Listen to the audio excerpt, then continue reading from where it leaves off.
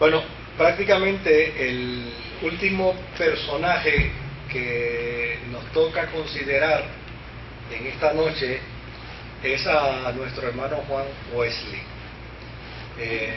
Si ustedes recuerdan la secuencia de historia que hemos dado después de la Reforma, pues obviamente trabajamos con la ortodoxia de nuestros hermanos católicos, luego trabajamos con la ortodoxia calvinista, luego trabajamos con la ortodoxia arminiana, con la ortodoxia luterana, luego trabajamos con la ortodoxia de los filósofos, y finalmente trabajamos con los pietistas, que no tenían ortodoxia desde el punto de vista teórico, pero sí tenían una ortodoxia desde el punto de vista práctico. Cierra este ciclo nuestro hermano Juan Wesley. Juan Wesley es el fundador del movimiento metodista. Y interesantemente hay una organización que posteriormente sale del metodismo, que tomó el nombre de Wesley para identificar su denominación, que es la Iglesia Wesleyana.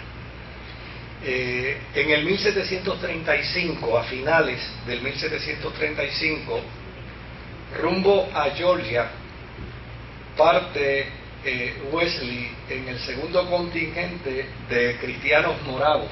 ¿Se acuerdan que era el movimiento de los pietistas alemanes?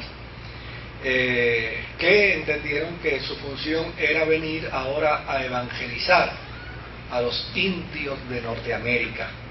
Esa era la tarea primordial de estos cristianos: llegar, encontrar un lugar donde poder adorar al Señor libremente, donde poder bendecir al Señor, donde poder disfrutar de una experiencia cultica, y desde luego aprovechar con la pasión misionera que el pietismo desarrolla, pues aprovechar la oportunidad para evangelizar a quienes estaban allí en los Estados Unidos, en esas regiones, que eran pues prácticamente los indios americanos.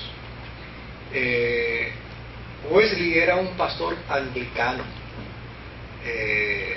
y desde luego había desarrollado un tipo de vida austera, y había sido invitado por el gobernador en aquel entonces, ¿no?, de la colonia en desarrollo de Georgia, para servir como pastor de la iglesia inglesa de Savannah, en Georgia. Y desde luego, pues, dada la circunstancia de que era pastor, dada la circunstancia de que como pastor venía invitado nada más y nada menos que del gobernador, pues cuando entra en el barco siempre se necesitaba un capellán, porque en estos barcos se moría la gente, en estos barcos pasaban situaciones dolorosas y tristes también. También se casaban, y pues el capellán era la persona que iba a hacer entonces la tarea pastoral. Y desde luego en la travesía desde Inglaterra hacia Georgia les agarró una tormenta. Y Juan Wesley cuenta en su diario que cuando él vio esta tormenta se le olvidó que él era el capellán. Y en lugar de animar a las personas que iban en el barco, pues él empezó a ver cómo podía salvar su vida. La tormenta en el barco se complica porque el palo mayor del navío, pues obviamente se rompe, y desde luego él cuenta que él estaba perturbado y estaba desesperado. Pero algo le había impactado a Wesley. Gracias. A Wesley le había impactado que los hermanos moravos que venían en el barco, en lugar de estar desesperados, gritando, en angustia, ellos venían cantando himnos y adorando al Señor. Y fueron los moravos, en lugar del capellán, los que infundieron fe y esperanza a la gente. El capellán estaba asustado, ¿no? Y no salía de su susto. Y desde luego los moravos fueron los que empezaron a decir a la gente que no había que temer, que Dios estaba con ellos, que el propósito de Dios era llevarlos hasta su destino final y que la tormenta no iba a ser impedimento para que ese propósito se lograra. Cuando la tormenta, como dice el jíbaro, amainó, ¿verdad? La tormenta desapareció, entonces el pastor anglicano Juan Wesley fue a preguntarle a los moravos por qué ellos eran así, por qué en medio de una tormenta, en lugar de asustarse, en lugar de desesperarse, ellos estaban tan tranquilos.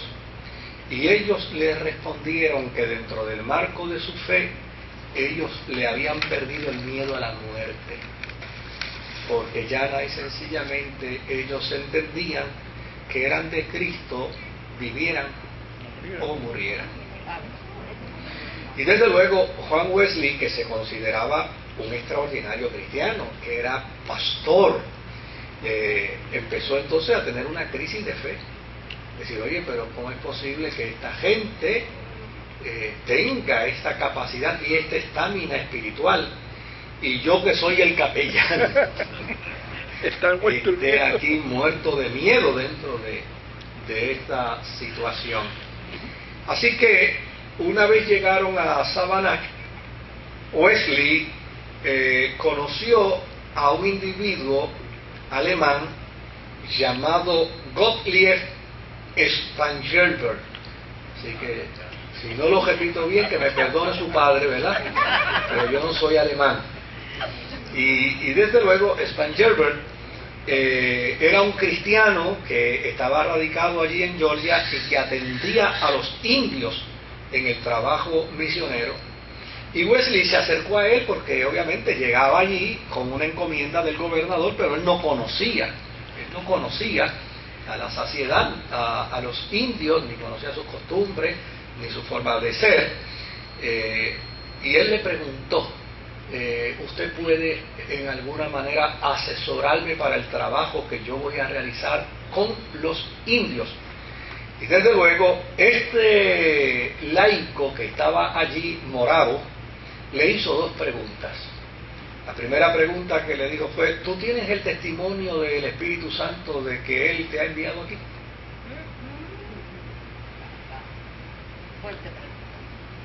Y luego le preguntó, ¿el Espíritu Santo da testimonio a tu vida de que tú eres hijo de Dios? Y Wesley cuenta en su diario que él no sabía qué contestarle a este líder que estaba allí atendiendo a los indígenas en su labor misionera. El hombre, como vio que Wesley no le contestó las primeras dos preguntas, entonces decidió hacerle otras más, a ver si alguna de ellas se la contestaba. Le dijo, usted es pastor, ¿realmente usted conoce a Jesucristo? Ándale. Eso se enteró los Este parece que le contaron que en el barco estaba muerto de miedo. Y desde luego ahí Wesley reacciona y le dice, bueno, yo sé que Él es el Salvador del mundo. Le dice, pero usted sabe que le ha salvado a usted, que esto es una experiencia personal, que la salvación es una experiencia íntima. Él dice, bueno, yo lo único que le puedo decir es que Él murió para salvarme. Dice, sí, pero eso es lo que usted me puede decir, pero usted lo sabe, usted lo ha vivido en su corazón, usted tiene convicción de eso. Y desde luego Wesley le dice, sí, yo lo sé, pero cuando se descubrió el diario de Wesley, una de las cosas que se leyó en el diario fue una nota con respecto a esa experiencia donde él dice, yo me temo que le dije que sí, pero mis palabras fueron totalmente vacías. Fueron palabras huecas. Y desde luego, aquel encontronazo que tiene Wesley con Spangenberg es lo que empieza en alguna medida a transformar su vida y a convertirlo posteriormente en el hombre que fue. Wesley es cristiano desde su juventud. Su padre Samuel Wesley era ministro anglicano. Era un hombre de una moralidad muy profunda. Su madre Susana Wesley era hija también de un ministro anglicano, así que tanto el padre y la madre estaban vinculados al ministerio pastoral. Ella tuvo la responsabilidad de educarlo en la fe y de guiarlo en la fe, junto a sus otros 18 hermanos que Wesley tenía. 18 más. Así que eso de la ausencia del televisor era efectivo en aquellos tiempos, ¿no? Era un gran lector de los documentos devocionales. Ustedes saben que si hay alguno aquí que ha sido metodista, sabe que dentro de la iglesia metodista se trabaja mucho con la vida devocional, el que se lea algún librito de devociones en la mañana, que se pueda meditar, que se pueda orar, que haya un tema. Pues Wesley se crió dentro de esa dinámica.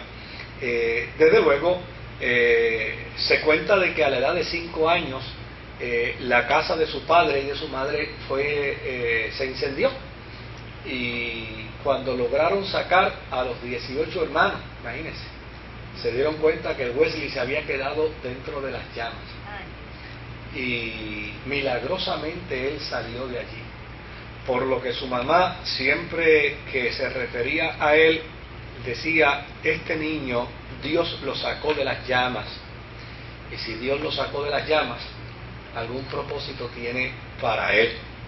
Así que Wesley se cría bajo esa premisa de sus padres, que le van educando, que le van haciendo saber que él va a ser un instrumento de utilidad en las manos del Señor. Por el otro lado, Wesley era un joven brillantísimo. Estudió en la Universidad de Oxford y fue un estudiante sobresaliente en la Universidad de Oxford. De hecho, en aquel periodo en la Universidad de Oxford se discutía mucho sobre los conceptos estos del arminianismo y del calvinismo, y esa era la pelea teológica que había en aquel tiempo, más que hablar de Jesucristo. Y él siempre fue un postulante de que en lugar de perder el tiempo hablando de Calvino y de Arminio, los cristianos deberían hablar más de Jesucristo y deberían más modelar a Jesucristo. Wesley, de hecho, tenía una capacidad extraordinaria para aprender otros idiomas, a tal punto que en ese barco en el que él vino, en la travesía, aprendió alemán para hablar con los hermanos moravos, que a la sazón prácticamente todos eran alemanes.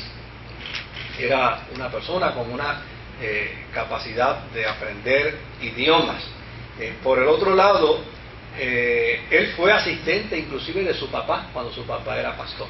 Él fue el asistente a pastor de su padre, y junto a su hermano había creado en Inglaterra una sociedad religiosa, la cual exigía que todos los miembros de esa sociedad vivieran vidas pías y vidas santas, vidas de profunda devoción y de profundo estudio bíblico. Esta gente, por lo general, se reunían 2 y 3 veces a la semana para dedicarse a la oración, para dedicarse a la lectura bíblica y para dedicarse a la meditación de la vida cristiana. Eran cristianos muy, muy prácticos.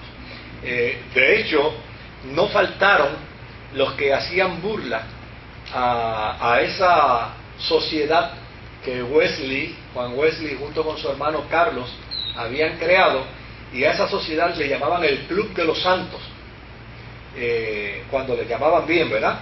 En ocasiones le llamaban las polillas de la Biblia, y en otras ocasiones de manera peyorativa les llamaban metodistas. Lo de metodista no fue un nombre que ellos asumieron dentro de una convención. Lo de metodista era una expresión peyorativa, es decir, está en la gente que lee, y los que leen lo practican de manera literal y no se salen del